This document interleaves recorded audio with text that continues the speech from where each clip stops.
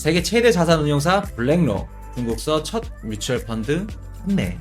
우리 블랙록 옛날 다뤄드렸죠. 블랙록에서 중국 증시의 첫 뮤추얼 펀드를 판매한다는 겁니다. 자, 그래서 블랙록은 현지 자회사를 통해 뮤추얼 펀드 판매를 개시했다고 로이터 통신 등 외신들이 보도했다.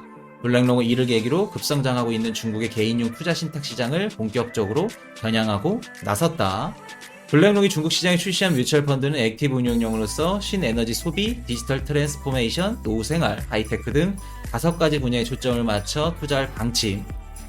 금액이 80억 위안, 12억 4천만 달러라고 합니다. 그리고 블랙록이 100% 출자한 자회사에서 중국 사업을 벌이는 첫 외국 자산 운용사. 요게 중요한 겁니다. 자, 정리 한번 해드릴게요. 중 비트코인 때리기, 약발끝, 채굴 능력, 원상 회복. 5월달부터 6월달, 7월달 중국 그 채굴장들이 해외로 이전을 했습니다. 해외로 이전했고, 디지털 위안화를 안착시키려면 비트코인 채굴 산업이라던가 비트코인 정보 그 시장을 규제를 할 수밖에 없는 지금 두 가지가 있습니다. 그러면서 채굴 금지가 됐고, 그 채굴장들이 해외로 이전을 했는데, 해외로 이전해서 지금 해시레이트 그 량이 정상적으로 복구를 한 겁니다.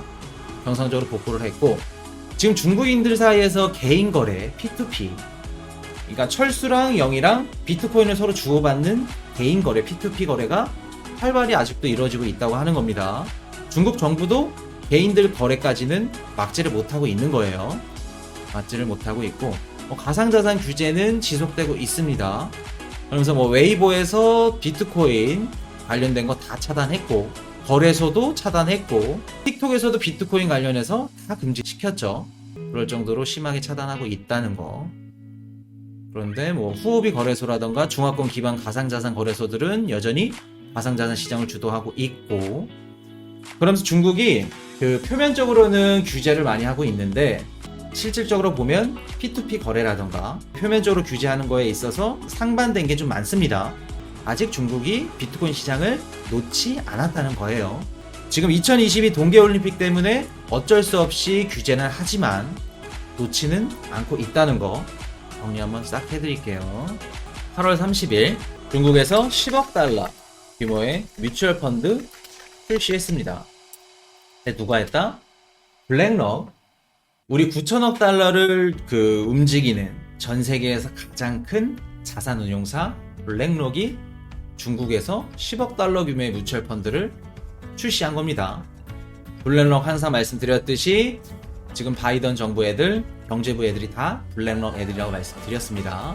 미국 정부라고 해도 과언이 아니에요. 우리 코인판을 좌지우지하고 지금 세력들 숏 땡기고 롱 땡기고 다 말아먹고 하는 애들 누구다? 블랙록입니다. 걔네들이 중국에 지금 10억 달러 규모의 뮤추얼 펀드를 출시했는데, 지금 시진핑 정부에서 기존에 있던 그 기업들도 해외 증시 상장하면은 못하게 막기도 하고, 아예 그냥 미국 그 IPO라던가 미국 기업 상장한 기업들은 다 규제하고 있고, 엄청 심하게 지금 규제를 하고 있죠. 시진핑 정부가.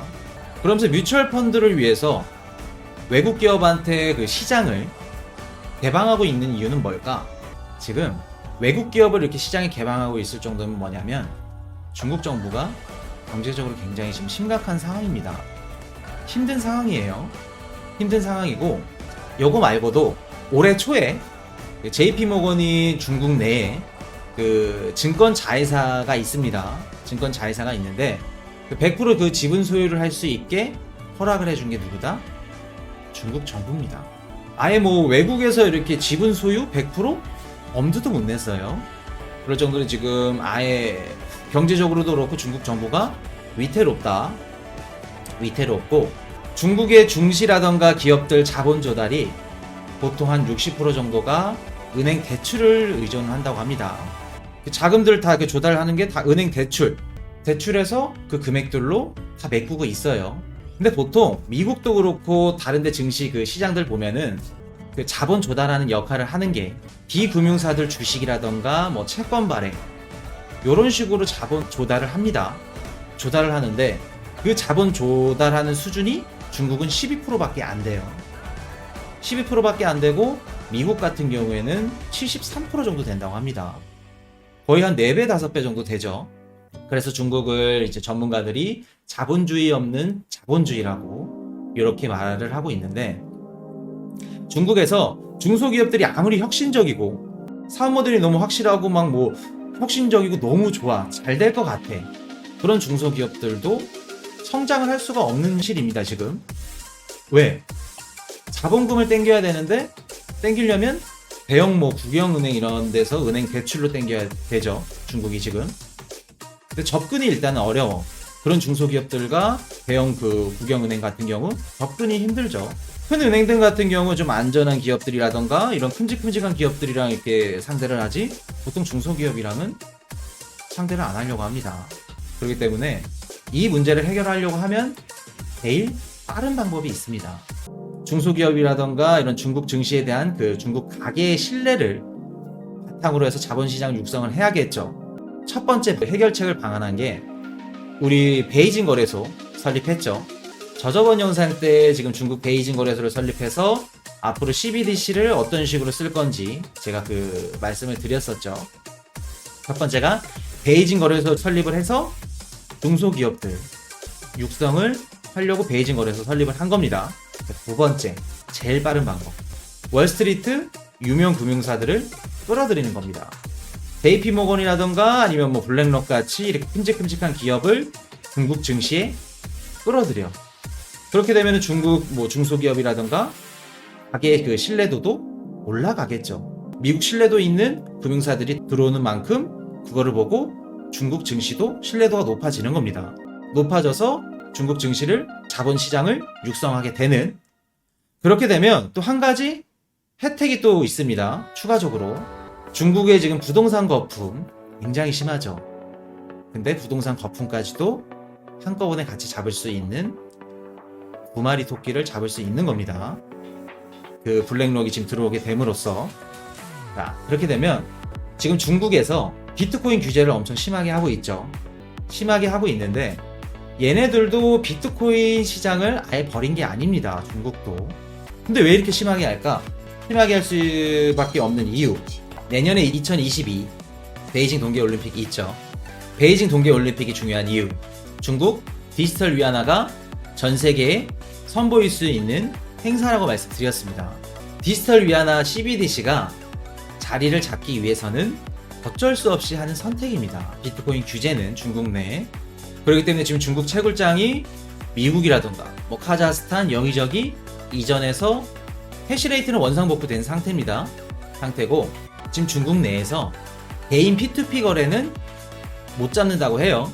그거 규제까지는 역부족이고, 그러면서 중국은 2022 동계올림픽이 굉장히 중요하기 때문에 디지털 위안화 자리 잡기 위해서는 비트코인 규제 할 수밖에 없다. 그리고 현재 지금 돌아가는 게 캐나다 비트코인 ETF, 선물 ETF 상품 판매하고 있죠. 이더리움도 판매하고 있고, 그리고 유럽에서 비트코인 ETN 판매하고 있죠. 지금 뭐 전 세계 유럽도 그렇고 뭐 영국도 그렇고 전 세계 암호화폐 거래소에서 ETF 상품, ETN 상품 다 판매 중입니다. 비트코인 지금 자금들이, 기업이라던가 기관 자금들이 캐나다랑 유럽에 몰리고 있는 상황이에요. 자, 몰리고 있는 상황인데 중국이 지금 어떤 생각을 갖고 있죠? 화폐 패권에서 밀리지 않겠다는 생각을 갖고 있죠. 경제적으로도 그렇고 정치적, 뭐 무역적으로도 그렇고, 그 미국을 제끼고 본인들이 전 세계 1위 국가로 우뚝 서려는 그 야망이 있습니다. 그런 야망이 있는데 캐나다랑 유럽에 지금 비트코인 그 선물 시장에 자금들이 다 몰리고 있고 중국이 가만히 있을까? 그리고 중국 증시에서 블랙록 영향력이 계속 커지겠죠. 커지면 커질수록 중국 입장에선 불안감이 증폭이 되겠죠. 중국은 전 세계적인 흐름에 따라갈 수밖에 없습니다. 무조건. 미국도 마찬가지고. 그렇기 때문에 중국은 그 2022 베이징 동계올림픽에 디지털 위안화 어느 정도 자리 잡고 나서 반드시 비트코인 시장에 들어오게 될 겁니다.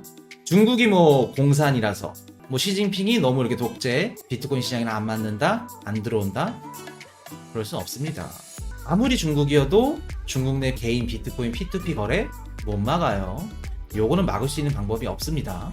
비트코인이 한 나라를 망하게 할 수도 있을 뿐더러 수십 개 나라를 주저앉힐 수도 있는 힘을 갖고 있어요. 중국이라고 해서 아무리 비트코인 규제한다 뭐한다 못 막습니다. 러시아도 처음에는 비트코인 규제한다는 방향대로 갔었죠. 근데 지금 규제 안에서 허용하겠다라는 방향성으로 가고 있습니다. 러시아도. 중국 똑같이 들어갑니다. 자, 그렇게 되면 중국 어떤 식으로 간다? 앞으로 최근에 베이징 주식거래소 설립됐죠. 이제 베이징 주식거래소가 아닌 베이징 주식 암호화폐 종합거래소. 거기서 뭐 판다? 비트코인 ETF 상품 판매하는 날이 온다. 요거 예언합니다. 추석 특집 예언. 앞으로 그렇게 갈 겁니다. 중국도 8월 30일 중국에서 10억 달러 규모의 뮤추얼 펀드 출시. 블랙록, 시진핑 정부 방향성과 반대되는 일이죠. 근데 왜 그렇다? 여기다가 플러스 올해 초 JP모건 중국 내 증권 자회사 100% 지분 소유 허락. 요것도 있을 수 없는 일이에요. 지분 소유하는 것도.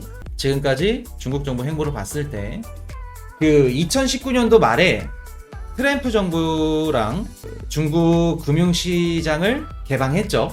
그때 이후로 뮤추얼 펀드 출시하는 것도 그렇고 중국 내 증권 자회사 100% 지분 소유하는 것도 그렇고 거의 이례적인 일이라고 보시면 되겠습니다. 그냥 쉽게 있을 수 없는 일이에요. 그만큼 중국 경제가 안 좋다. 경제 상황을 여실히 보여주는.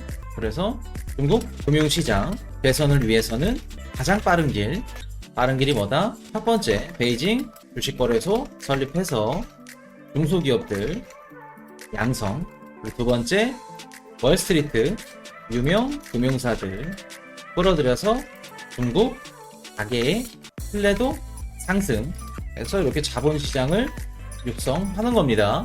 하고 여기다 플러스 부동산 거품 효과까지. 거품 효과 잡는 것까지. 지금 중국 내 규제 어쩔 수 없는 일. 근데 규제가 언제까지 심할 거다? 2022 베이징 동계올림픽까지는 심하게 들어갈 거다.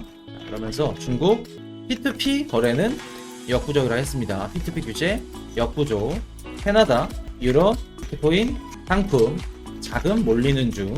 중국 가만히 못 있죠. 그래서 블랙록 증시, 중국 증시에서 영향력 커질수록 중국 불안감 증폭되죠. 그렇게 되면 어떻게 된다? 향후 베이징 주식 암호화폐 종합 거래소 비트코인 ETF 상품 판매 예언 시그널 말씀드릴게요. 중국도 앞으로 이런 식으로 비트코인 시장 들어올 확률이 높습니다. 안 들어올 수가 없어요.